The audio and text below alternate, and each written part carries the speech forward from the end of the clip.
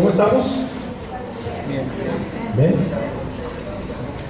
Bueno, el pecado es la peor enfermedad. Vamos a reforzar un poquito de este punto, pero desde una perspectiva de que cuando los discípulos del Señor fueron comisionados, precisamente ese fue el mensaje que les dijo que proclamaran, ¿sí? La redención. Y creo que una de las cosas que es súper importante en la vida cristiana, súper importante, es que nosotros entendamos que somos colaboradores de Dios y que somos instrumentos de Él. Una de las cosas que a mí más me quebranta también es que Dios escogió hombres. Dios escogió hombres. Dios podía haber hecho su trabajo a través de medios de comunicación, por ejemplo, a través de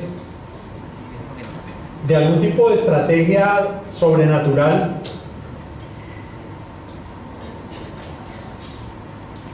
Él podría haber usado satélites, pero Él decidió que fueran hombres.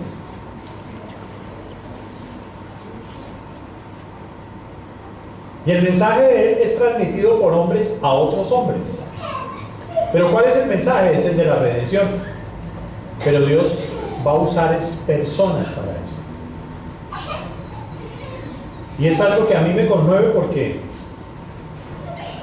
una de las cosas, por ejemplo, que recuerdo de mi famoso discípulo Videlmar, un argentino muy querido que le compartí en Buenos Aires, luego se fue a Córdoba y el año pasado murió.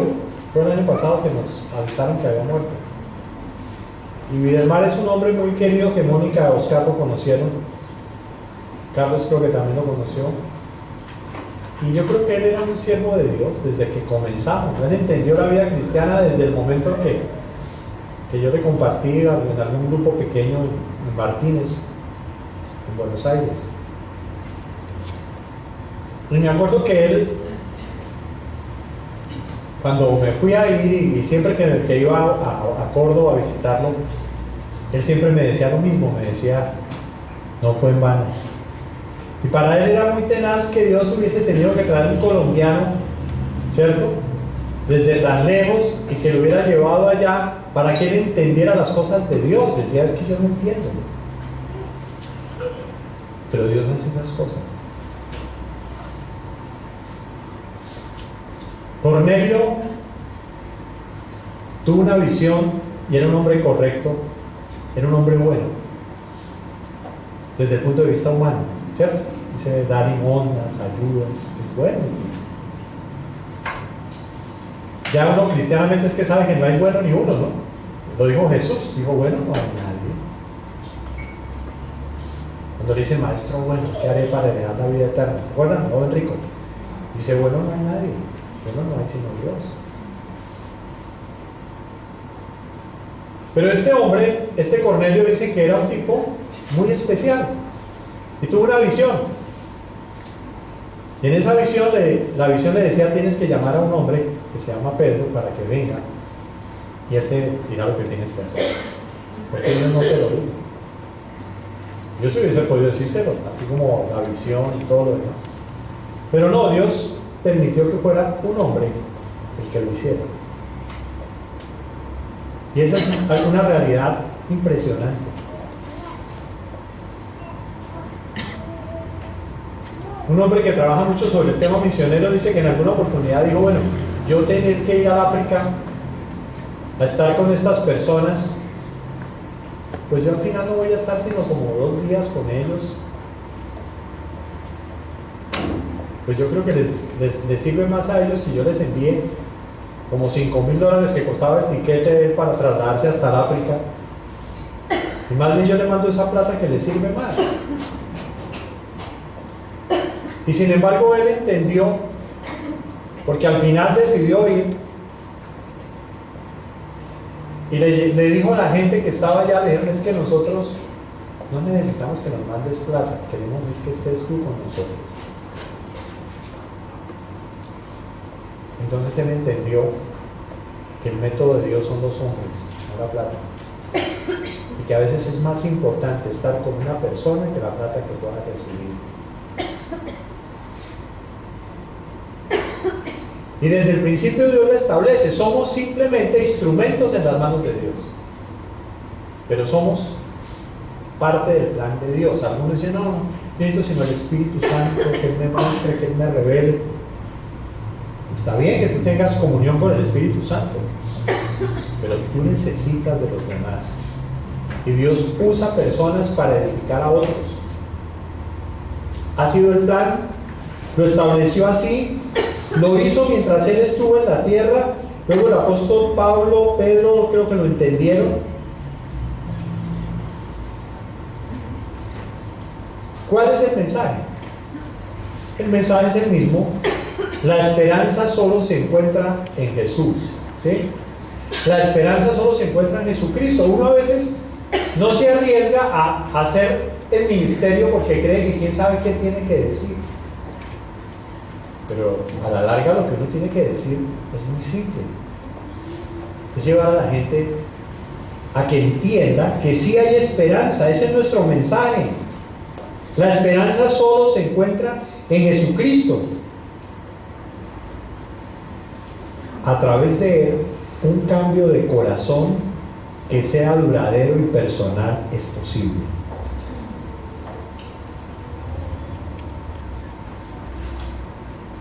Hay personas que al luchar con la vida quieren y creen en sistemas, ideas, personas o bienes. Hay gente que se la pasa en eso.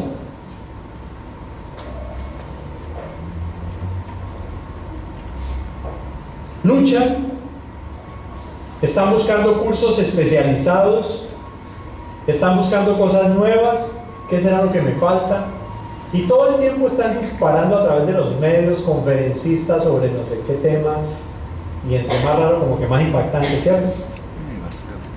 Quieren explicaciones cuando lo que realmente necesitan es imaginación para ver lo que es real, pero invisible. Eso es lo que dice 2 Corintios 4:4. Dice que el mensaje, dice, la buena noticia nos habla de la grandeza de Cristo y Cristo a su vez nos muestra la grandeza de Dios. Ese mensaje brilla como la luz, pero los que no creen no pueden verla porque Satanás no los deja. Hay gente que no lo ve porque el diablo no los deja verlo. La buena noticia es real, pero es invisible. Es invisible. No es algo que yo le pueda mostrar físicamente a las personas. Por eso la mayoría de la gente quiere estrategias, técnicas, principios, porque quieren mejorar las cosas. Pero Dios nos ofrece mucho más. Muchas veces nos apartamos de la esperanza en una persona maravillosa, Jesús, para poner la esperanza en sistemas, ideas, personas o bienes. Al poco tiempo nos damos cuenta que el cambio era temporal y cosmético y no puede penetrar en la esencia del problema. Por ejemplo, el ministerio de parejas. El ministerio de parejas, uno lucha con las parejas para buscar ayuda. Entonces algunos dicen, no, que el problema nuestro es la comunicación. Pues, seminario de comunicación. No, que nosotros yo creo que donde andamos mal es en sexualidad. Seminario de sexualidad. Busquemos los sexólogos. Y está bien, eso ayuda. Pero todo eso es cosmético. El problema de su matrimonio es que los dos de pronto no están conectados con el productor. Y no están dispuestos a que se opere un cambio en su corazón. Entonces prefieren mejor seminarios, cursos, porque creen que eso es lo que les va a dar la respuesta. Pues la respuesta es una persona, es un redentor. Y yo necesito es confrontarme y decir, Señor, yo necesito que me ayudes a ser el esposo que mi esposa necesita. Dame la capacidad, dame la sabiduría para entenderla.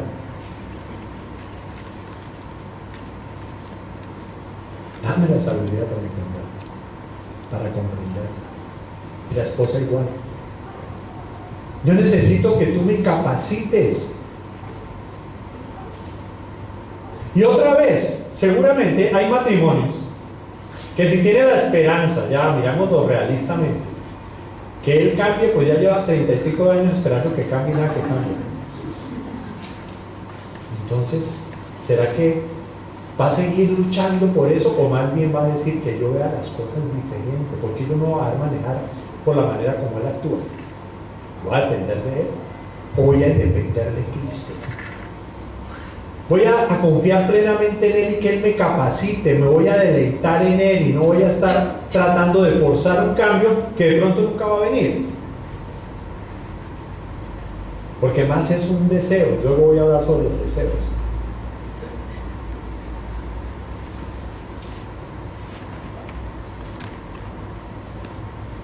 Entonces, ¿qué es lo que necesita la gente?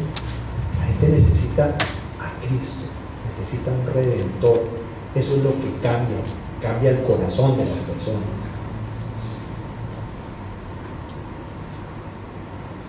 No simplemente mejorar las cosas. A veces uno está buscando es cómo mejorarlo.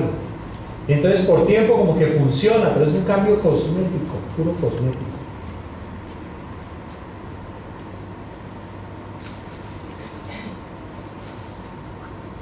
La ayuda que cambia el corazón no está en ideas ni principios, está en una persona, Jesucristo. Jesucristo. Ahí está. Es Él. Nosotros no ofrecemos un sistema de redención ni un conjunto de ideas. ¿Qué es lo que tenemos que ofrecerle a la gente? Un redentor. Eso es lo que hay que ofrecer. Ese es el mensaje. Es su poder a través del cual encontramos la esperanza que necesitamos. Dios es poderoso. ¿Para qué? Para cambiarte a ti. Si esa persona no se dispone, pero en cambio, si tú te dispones, tú puedes cambiar. Tú puedes cambiar. Tú puedes entender al otro. Tú puedes aceptar una ofensa, te va a resbalar. Es la única forma, de resto eso sería absurdo. Si te vean una en la mejilla, pues ponga la otra para que le den por la otra también. Si te pide uno, dale también el otro. Entonces uno dice, no, pues es absurdo. Pues para hacer eso se necesita poder. Para tener esa capacidad, necesitas entonces estar conectado. Una cosa es tener comunión, otra cosa es tener intimidad con Dios. A veces la gente tiene comunión. Aquí estamos en comunión. Pero para tener intimidad con Dios, usted tiene que meterse a solas en su cuarto y decirle, Señor, yo acá no salgo hasta que tú no me aclares ciertas cosas que tengo más embolatadas y más refundidas. Y hablar, a ver esto con qué se come. A ver, venga, jefe, tomémonos un cafecito, a ver, lo sienta ahí, toma el café, tal. Entonces lo van a mirar ahí y dice, man, está callado, está loco. Digo, si quiere ponerle imaginación al asunto, ¿no? Eso lo hacen más las mujeres que son más románticas, ¿no? Tomar un café con Jesús. Pero es cierto, es real. ¿O acaso Él no está en todas partes? Una película que me encantó en Buenos Aires, una obra de teatro, se llama El diluvio que viene. No sé si acaba presentando en Rosario. Buenísimo. ¿Te acuerdas? El cantante también me encantó. Después lo busqué por todas partes, lo pillé por ahí en YouTube. Canta tangos. ¿Cómo es que se llama?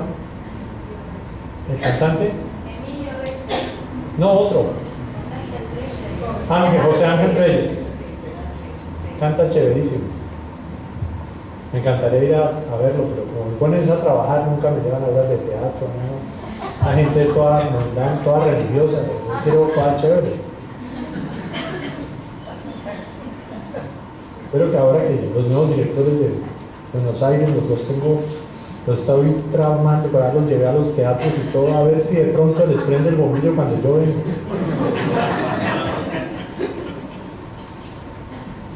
Venga, los presento a este par de angelitos, venga. Aprovechamos aquí. De todo un poquito, a ver. Este par de angelitos, el Señor me hizo el milagro de quitarme los de al lado porque me tenían desesperado ya. Yo dije, ¿qué hago con ellos? Dije, no, pues ya me voy a desquitar con Carlos Ávila de una de los manos. No, mentira, ellos son muy, muy queridos. A ver, ¿quiénes son? ¿Qué hacen? ¿A qué se dedicaban? ¿Por qué están acá? Etcétera. Hola, buenas tardes. Mi nombre es Daniel Amaya. De profesión soy abogado colombiano, especialista en familia, en derecho a familia. Conocí de Dios hace casi 15 años, muy parecido a Carlos. Cumplo 15 años de haber conocido a Dios este diciembre. Desde que conocí de Dios, entendí que no era solamente estar con Él, ser amigo de Él, conocerlo, sino que Dios también quería que hiciera algo, ¿sí? Parte de lo que hablaba Roosevelt y Carlos. Y casi desde el comienzo empecé a preguntarle a Dios qué quería que hiciera, qué era lo que quería conmigo. Y fue entendiendo poco a poco lo que dice en su palabra, que quiere que hagamos discípulos en todas partes. No tenía claro nunca nada de cómo ni qué, simplemente fui disponiéndome poco a poco y Dios pues fue abriendo el camino y guiándome paso a paso en lo que Él quería. Eso fue en la ciudad de Bucaramanga. Por cosas de Dios también llegamos a la ciudad de Cali, donde Roosevelt empezó a ser nuestro líder. Dios lo usó muchísimo en nuestras vidas. Siempre estuvo en nuestro corazón el deseo de servirle a Dios. Yo lo había hecho de manera intermitente como misionero en la ciudad de Bucaramanga y luego en Cali. La última etapa de mi vida en Cali, yo estaba de medio tiempo completo y mi esposa estaba trabajando. Durante ese periodo, Carlos y Roosevelt fueron usados por Dios para presentarnos otra parte de nuestra aventura, que era el venir aquí a Argentina. Jamás había pasado en nuestra mente ni siquiera venir de paseo a Argentina, pero en el instante que Roosevelt nos dice, Daniel, o me dijo a mí así como de, Daniel, ¿usted se iría para Argentina? Sin pensarlo le dije sí. Salí de la oficina de Roosevelt, llamé a mi esposa y con la que me sale Roosevelt, que si nos vamos para Argentina, ¿tú te irías? Ella también sin pensarlo, sí. Como a los 3 minutos me llamó Roosevelt, ¿qué hubo? ¿Qué decidieron? Sí, o sea, sí, cierto. Yo le dije, ¿cómo así que ya ves que qué decidieron? Le dije, pues, usted no me dijo que decidiéramos, pero sin embargo ya hablé con una hora y listo, nos iríamos. Roosevelt, ahorita que termine con Carlos, ustedes se reúnen y cuadran todo y ya. Y así empezó nuestra aventura. Dios empezó a llenar nuestro corazón de amor por Argentina, empezó a generar mucha expectativa de lo que Dios quería con nosotros acá y qué íbamos a hacer aquí. Llegamos hace 3 meses a Buenos Aires. No conocíamos, no teníamos ni idea de nada, aparte de lo que habíamos leído por Google y para de contar algunas películas que vimos también en Argentina, como para empaparnos. Y bueno, llevamos 3 meses aquí, ha sido algo hermoso. Dios había utilizado la vida de Caro y la vida de Daniel antes allí en Buenos Aires, levantando un grupo con unas personas súper especiales que desde el momento en que llegamos nos hicieron sentir como en familia, como en casa. Cada día amamos más a Argentina. La gente que conocemos, los argentinos, son espectaculares. Y bueno, Dios nos ha dado la oportunidad de en este tiempo iniciamos el Ministerio Arca de Noé. Se ha visto ya la transformación en los niños. tuvimos la oportunidad con el equipo de trabajo, con la gente muy comprometida en la iglesia. Ya hemos abierto grupos de vidas, estamos trabajando ya en abrir nuevamente también el movimiento vida estudiantil. Estamos muy contentos, Dios ha estado haciendo un poco de cosas muy especiales, muy sobrenaturales también. Y bueno, queremos seguir sirviendo a Dios aquí, cumpliendo los planes que Él tenga para nosotros. Estamos muy contentos de estar aquí, conocer el resto de la familia, saber que ya son 5 años en este proceso, en esta etapa, y pues qué rico formar parte también de este equipo, de esta familia aquí en Argentina. Ahora dejo con mi esposa. Bueno, espero ser un poco más breve, aunque no lo creo. Bueno, las mujeres hablamos un poco más, ¿no? Bueno, mi nombre es Laura Almeida, colombiana también, de Bucaramanga. Soy ingeniera financiera. Trabajé en Copservir, una cadena de farmacias muy reconocida en Colombia, lo que para ustedes sería, y no sé si por acá en Rosario también lo haya, Farmacity, algo así, en la parte financiera. Conocí de Dios desde que tengo 6 años, o sea, desde que tengo uso de razón conozco de Dios con toda mi familia, pero digamos que tomé una decisión consciente de lo que era tener a Cristo en mi vida a los 13 años de edad. Es así como Dios me lleva también a servirle a Él dirigiendo el grupo de jóvenes. Con mi esposo dirigíamos vida estudiantil en Bucaramanga. Y bueno, nunca en mis planes estuvo servirle a Dios de tiempo completo, nunca estuvo ser misionero. Yo siempre quería ser como una mujer muy influyente, empresaria y sostener misioneros y bueno, y todo el cuento, ¿no? Y bueno, cuando empecé a servirle a Dios en vida estudiantil, Dios confronta mi corazón y lo que dice Luzbel es, ahora lo que estaba diciendo es impactante ver la vida de las personas transformadas. Y nada de lo que hacía en la universidad como que me llenaba tanto como eso, ¿no? Pero bueno, yo le dije en ese momento, Señor, yo te quiero servir a tiempo completo. Pero por una serie de circunstancias como que las cosas no se dieron, me trasladaron de Bucaramanga a Cali. En el trabajo yo sabía cómo hacía sus cosas y como que mueve las fichas de él, es una estratega espectacular, ¿no? ¿Sí? Entonces yo hoy me conmuevo mucho de ver cómo él movió las cosas, ¿sí? Yo en ese momento realmente no estaba preparada para servirle a él de tiempo completo. Tenía unos 20 años en ese entonces. Y tuvo que transcurrir 9 años más.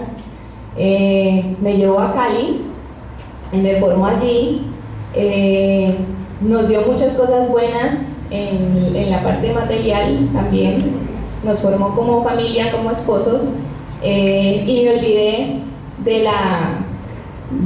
la visión, pues, o de lo que yo le dije a Dios algún día que yo quería servirle de tiempo completo. Me olvidé por completo porque pues me comenzó a ir tan bien en el trabajo, en el campo laboral y profesional, que me olvidé.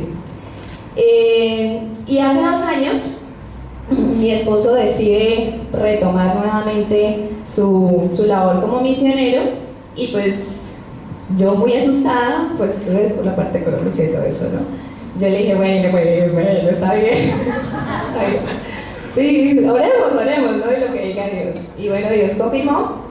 Y bueno, empezamos a formar una pequeña sede y bueno, nuevamente Dios trabajando en mi vida, volvió a encender como esa llama de pasión por Él, de amor por su obra. Y bueno, ya después fue cuando vino pues esta propuesta de venirnos para aquí, para Argentina, para Buenos Aires, y como lo dijo mi esposo, no fue difícil tomar esta decisión, porque en ese transcurso de los 2 últimos años, como que Dios nos recordó tantas cosas que habíamos ya vivido en el servicio a Él, y también nos hizo entender que era el tiempo, ¿no? Que era el momento. Yo le decía a Dios, tú eres muy chistoso, porque cuando yo te pedía que yo quería servirte ya, no me lo diste. Y cuando ya de repente estoy muy cómoda y muy tranquila, entonces ahí sí. Pero bueno, habíamos experimentado la fidelidad de Dios en todas las áreas de nuestra vida, Y dijimos sí sin pensarlo porque conocemos a Dios. Y yo sé que nos falta muchísimo más por conocerlo, pero experimentamos y comprobamos que su voluntad es buena, es agradable y perfecta. Y eso es lo que nos permitió tomar una decisión de esa magnitud, ¿ya? Estamos muy contentos de estar aquí. La verdad es que no nos ha costado adaptarnos, extrañamente.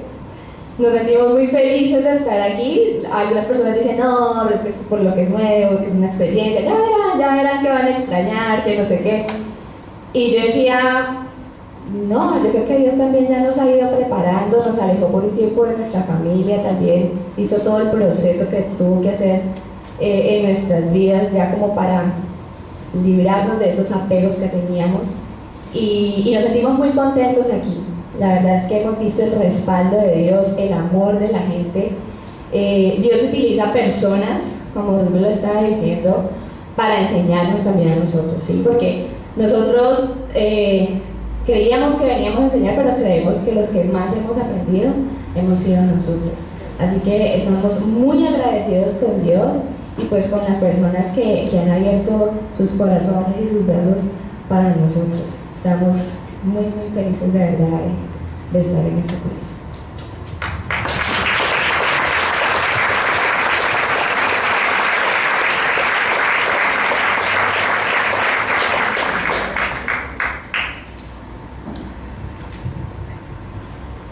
¿Están contentos los de Buenos Aires con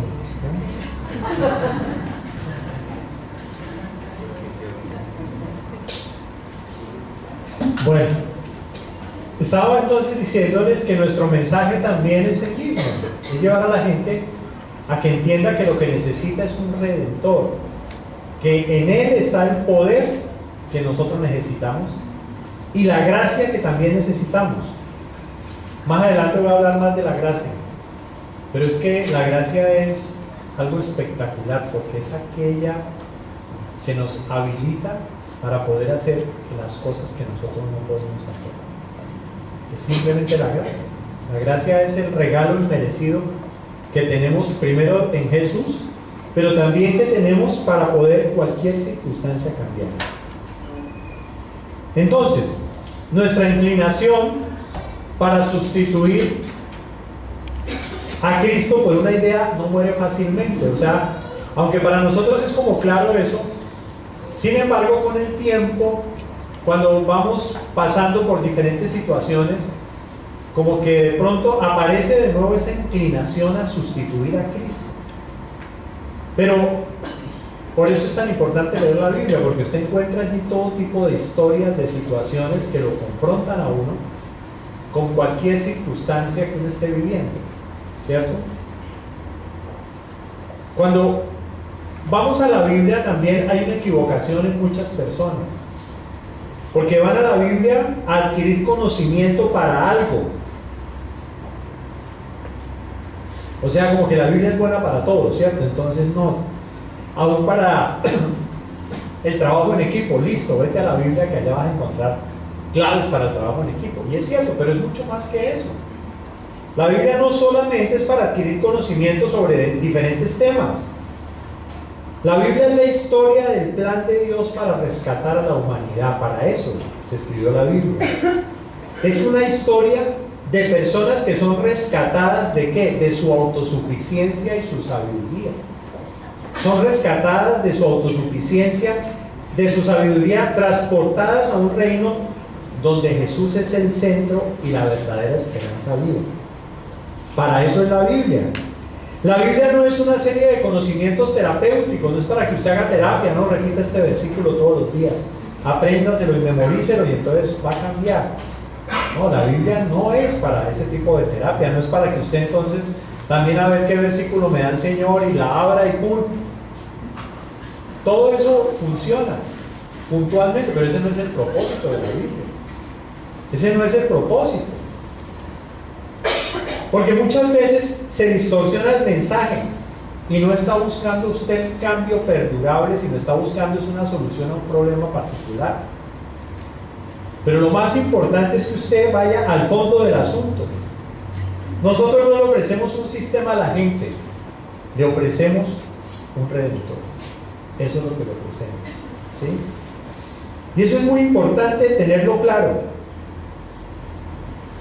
Si usted va a ayudar a alguien, necesita saber lo que está mal y cómo se puede arreglar. La cultura, ¿qué nos dice? Que hay falta de información, falta de conocimiento, falta de experiencia, que hay que tratar con el pasado, que hay que equilibrar la química del cuerpo. Todo eso nos dice la cultura, la ciencia, todo eso nos lo puede decir. Y de alguna manera eso puede ayudar.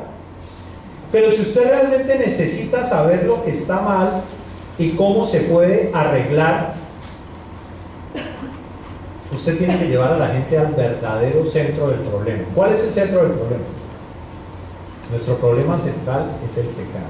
Ese es el problema central. Y el pecado es una condición que trae como resultado comportamientos. Pero lo que está mal es eso en nuestra vida. ¿Qué es el pecado? Simplemente un estado de indiferencia hacia Dios. Es yo hago las cosas a mi manera. Eso es lo que está mal. ¿Qué es lo que está mal? Que su matrimonio usted lo maneja a su manera. Que usted ya ha tomado ciertas actitudes, ya dice, no, yo ya olvídese, yo no me aguanto tal cosa, y entonces usted comienza a reforzar una cantidad de cosas que pueden traerle resultados. Dice, no, yo ya tengo la respuesta. Pero ¿será que tiene el resultado? ¿O será que de alguna manera está generando hacia un futuro una situación más delicada? Qué bueno cuando uno entra realmente a fondo en esto, pero es que esto como que no le gusta que la gente se lo toque, ¿no? Es mejor decirle a la persona, tú lo que pasa es que tienes un trauma de niño, ¿cierto? Bueno, lo más chévere, no afecta mucho, ¿sí? Tu problema es que, sí, esa herida tan terrible que te hicieron, como que de alguna manera, ¿qué hace eso? Justificar la realidad de la persona. Justificación. No, claro, pues es que con esa violación que viviste, pues eso te dañó completamente. Fue la violación la que te dañó completamente. Cuando nosotros vamos a la Biblia, encontramos que el problema central del ser humano es el pecado. Es la decisión que uno toma de vivir independiente de Dios, es el egocentrismo. Nuestro problema central precede a nuestra experiencia. El problema central es más de fondo. El rey David en el Salmo 51 lo entendió. ¿Sabe qué dice David? Dice, en pecado me concibió mi madre. O sea, yo soy consecuencia del pecado, yo soy un pecador. David dice, ya no dice, uy, sí, no, mi pecado, ¿cuál fue mi pecado? La pereza. Yo debería estar en el frente de batalla, mandé mis hombres, me aproveché de mi posición de liderazgo, debía estar haciendo eso y por eso la embarré. No, eso no dice David. ¿Sabe qué dice David? Señor, lávame, soy un pecador terrible. Lávame más y más de mi maldad. Yo reconozco mis rebeliones. Mi pecado está siempre delante de mí. Y vamos atrás y dice, en pecado he sido formado, en pecado me concibió mi madre. ¿Cuál es el problema principal del ser humano? Pecado. Que no es otra cosa sino tomar la decisión de caminar sin Dios. Y de ahí en adelante, a mi manera. Yo manejo las cosas a mi manera.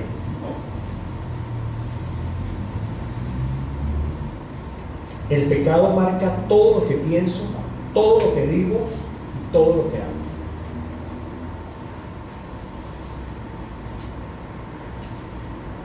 El año pasado, ¿qué me puse a enseñarle a la gente? El libro de Romanos. Volví a utilizar los materiales de Watchman Nee. La vida cristiana normal. La liberación del espíritu. ¿Qué es? Va a leer Romanos 1, 2, 3, 4, 5, 6, 7, 8. Y ahí es claro. ¿Cuál es el problema? El pecado. Ya Pablo en Romanos 7 lo ilustra con su propia vida. Dice, quiero hacer lo bueno, pero no puedo. Usted sabe, quiero ser un buen papá, pero no soy capaz de expresar, no soy capaz de dar tiempo. En estos días un hombre con una parejita también llegó y me decía, es que mi problema es que yo no doy tiempo a mi hija. Yo sé que ese es el problema. Dice, pero es que no soy capaz. ¿Qué tal? Me decía, es que literalmente no soy capaz. Y cuando comienzo me aburro. No puedo. Y él es feliz cuando está conmigo. Y yo sé que los problemas de él tienen que ver con eso. Pero entonces va más a fondo, es decir, yo quiero tener tiempo, pero no puedo. No puedo. El pecado guiará mis deseos, mis respuestas, mi toma de decisiones, alterará mis valores, dirigirá mis esperanzas y sueños y dará forma a toda interpretación que haga. Esa es la realidad del ser humano. Guiará sus deseos, sus respuestas, sus decisiones, lógicamente. Alterará sus propios valores, dirigirá sus esperanzas y sueños y dará forma a toda interpretación que haga. Por eso una de las cosas fundamentales es corregir sus pensamientos erróneos. Porque ¿de dónde vienen los pensamientos? ¿De dónde? Y usted puede tener una escala de valores espectacular, y una filosofía de vida espectacular, y todo espectacular, y ser un hombre espectacular. Es increíble cuando el joven rico va donde Jesús, ¿no? Y Jesús le dice, los mandamientos saben, ¿no? Todo eso lo guardaba de Jesús. O sea, el tipo era espectacular. Pero cuando ya Jesús le dice, anda, vende lo que tienes, dado a los pobres y sígueme, hasta ahí llegó. Porque en esa área él estaba grave. Era un tipo que quería hacer las cosas bien, pero su objetivo determinante no estaba bien. Si queremos cambiar, hay que corregir los pensamientos erróneos y ayudar a otros a hacerlo. La guerra más grande que tenemos que luchar es ¿contra quién? Dijimos, contra nosotros mismos. Hay que conquistar el pecado que distorsiona todas las experiencias, y eso no quiere decir que entonces lo voy a sacar, pero sí lo voy a controlar. De eso se trata. De lo contrario, siempre las historias nos llevan a considerar, no, que esta situación, esta persona es bien tenaz. Dice uno, ¿no? Imagínense lo que le pasó. Y cuenta una historia súper dramática. Pero entonces uno cree que es esa situación la que condicionó que esa persona fuera así. No, esa situación no fue. ¿Qué es lo que condiciona que una persona, pudiendo ser hasta lo más bueno, sin embargo no califica delante de Dios, o puede llegar a ser lo más malo también? Un pecado que está ahí. O sea que necesitamos más que amor y aliento, más que información y entendimiento. ¿Qué es lo que necesitamos? Rescate. Necesitamos ser rescatados. ¿Qué dice Colosenses 2:8? Si alguien por favor me lo lee.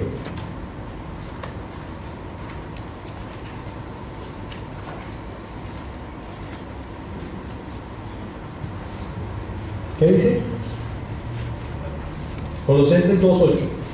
Mirad que nadie os engañe por medio de filosofías y huecas sutilezas basadas en las tradiciones de hombres conforme a los elementos del mundo y no según Cristo. Ahí dice Pablo con toda claridad: no presten atención a los que quieren engañarlos con ideas y razonamientos que parecen contener sabiduría, pero que solo son enseñanzas humanas. Esa gente obedece a los espíritus poderosos de este mundo y no a Cristo. ¿Cuál es el problema del ser humano? El pecado.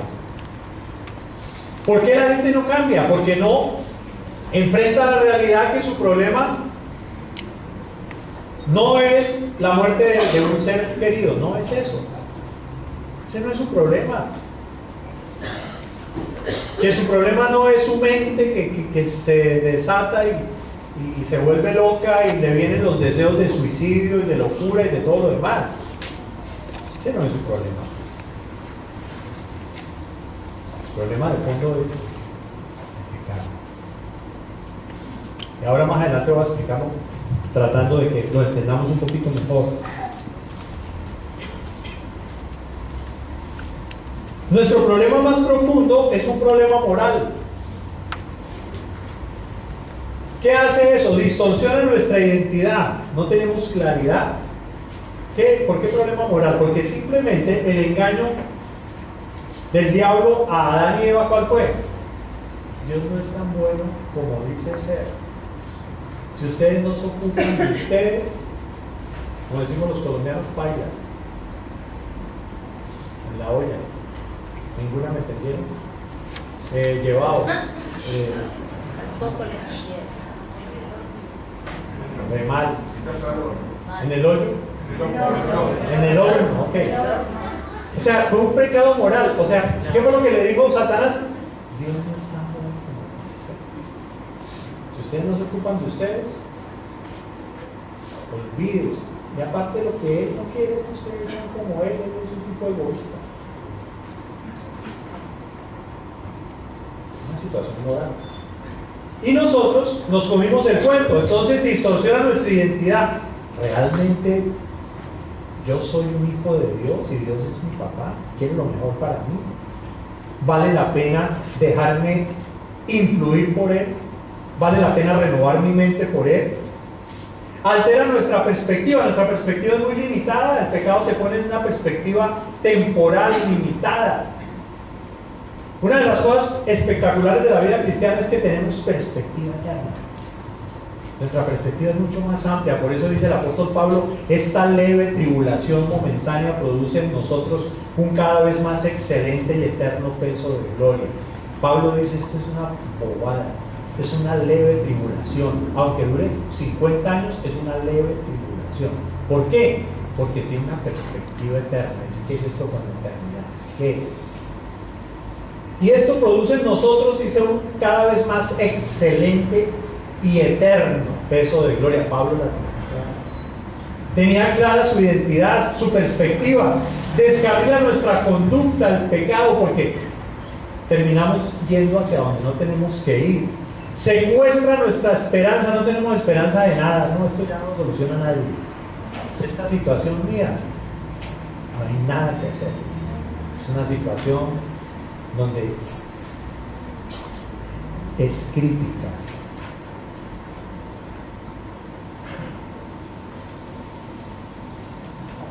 Hay tres elementos devastadores del pecado.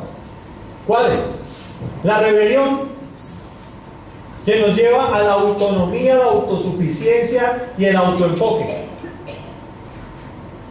La naturaleza del pecado que hace que nos volvamos así, ya lo decía yo hasta con el niño, ¿cierto? Rebeldía. La autonomía, tengo el derecho de hacer lo que quiera cuando quiera hacerlo. A mí no me van a decir lo que yo tengo que hacer. Autosuficiencia, tengo todo lo que necesito en sí mismo, por lo que no necesito depender de nadie o someterme a nadie. Esa es la rebeldía, ¿no? De la autosuficiencia. Autoenfoque, yo soy el centro de mi mundo. Está bien vivir para mí mismo y hacer solo lo que me dé felicidad. Autoenfoque. Quiero vivir para simplemente lo que yo creo que es bueno para mí. Pero ese no fue el diseño de Dios. Fuimos diseñados para estar en sumisión diaria a Dios. Vivir para su gloria. Voy a explicar qué quiere decir, porque esa palabra suena como rara, pero no ahora. La gloria de Dios. ¿Cierto? Uno se imagina a veces un poco de rayos en el cielo. ¿Pero qué es? Dice el apóstol Juan, dice, y vimos su gloria como del unigénito que está en el seno del Padre, lleno de gracia y de verdad. Por ahí está la pista. La gloria de Dios. ¿Qué es eso? Y naturalmente ese espíritu de rebeldía afecta la manera en que abordamos las dificultades y las bendiciones. Las dificultades, pues, nos llenamos de bronca, nos llenamos de miedo, de fantasmas, de temores, de sentimientos, muchas veces de venganza, pero también las bendiciones. Entonces, si somos bendecidos, nos queremos mejor que los demás. Aún si tenemos cosas, entonces ya pensamos que nos las merecemos. No entendemos las bendiciones de Dios. Aún lo más terrible es que Dios bendiga a la gente de la iglesia, porque entonces se van. Se vuelven muy ocupados, muy importantes. Es que ahora el trabajo me absorbe. ¿Y cómo en este tiempo no voy a estar estudiando una especialización? Si un profesional en especialización no es nadie. Entonces terminan igual que en el sueño americano, que termina siendo la pesadilla, un sistema que los envuelve y los lleva a generar una dependencia del mismo sistema impresionante, por simplemente tener cierto confort, pero nunca calidad de vida, porque el pecado no le va a dar nunca calidad de vida. Le va a dar plata, le va a dar poder, le va a dar de todo, pero no calidad de vida, y menos realización.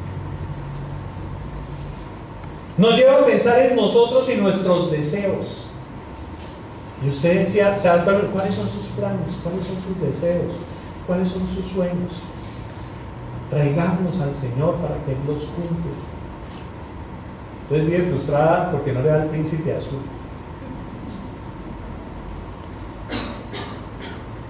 Una persona que realmente comienza a entender cuál es el propósito de Dios, cambia su perspectiva, cambia su mente, cambia sus sueños, los va cambiando. Es que es lógico. Todo digo lo mismo, pero espero que me alcance el tiempo, pues lo voy a explicar más adelante. ¿Qué dice la Biblia?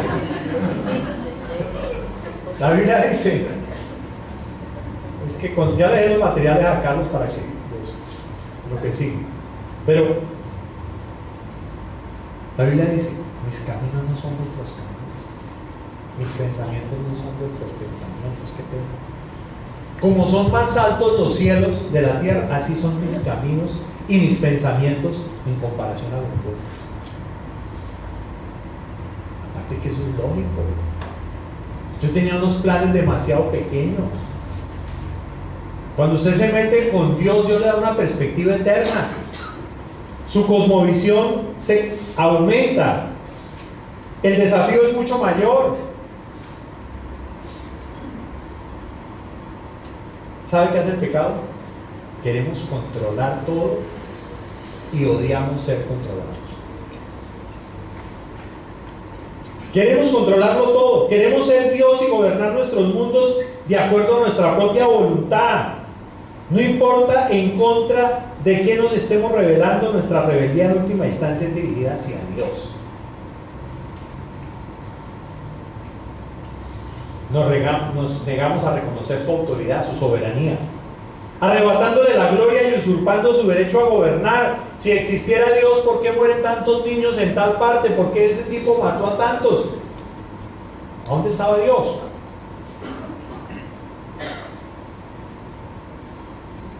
¿Y sabe qué decimos usted? Yo le digo, si tú hubieras estado ahí, hubieras permitido que mataran a 100 millones de judíos, que murieran tantos niños en tal parte. No, yo no hubiera permitido eso. O sea que tú eres mejor que Dios. Interesante. ¿Sabes? Sin querer nos creemos mejor que Dios. Yo nunca hubiera permitido eso. Si yo hubiera estado en el lugar de Dios, yo hubiera hecho eso.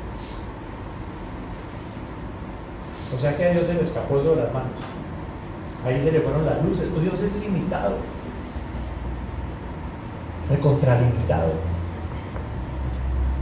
¿Será eso? ¿O será que Él sabe qué es lo que hace y por qué lo hace? ¿No será que el limitado soy yo que no entiendo nada? Y que Dios tiene que permitir, aún como desde el principio permite, que el hombre caiga. ¿No estaba eso dentro de los planes de Dios? ¿El diablo se salió con la suya?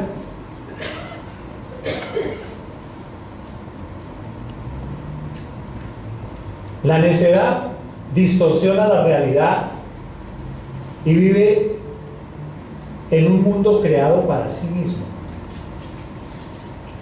La necedad es aquel hombre que no necesita de Dios. Dice el necio en su corazón, no hay Dios, dice el Salmo 14.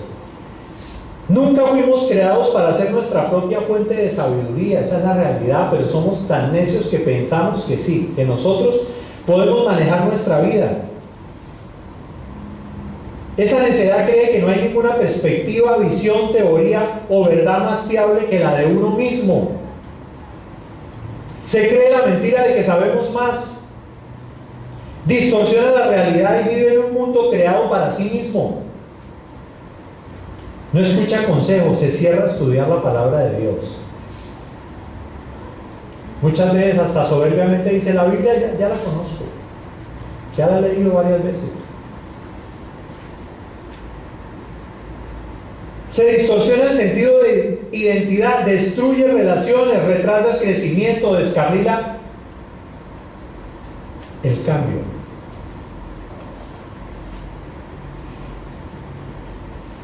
Fuimos diseñados para ser receptores de revelación. Para eso fuimos. Lo voy a explicar más adelante. Que tengo que terminar ya. Los necios piensan, Dios no existe, pero son gente corrupta. Todo lo que hacen es odioso. No pueden hacer lo bueno. Simplemente es un deseo innato de reemplazar la sabiduría de Dios. Y en tercer lugar, el pecado nos hace incapaces. Somos intrínsecamente incapaces de hacer lo correcto. Creo que ahí me adelanté ya un poquito y ya expliqué. Quiero hacer lo bueno, pero no puedo.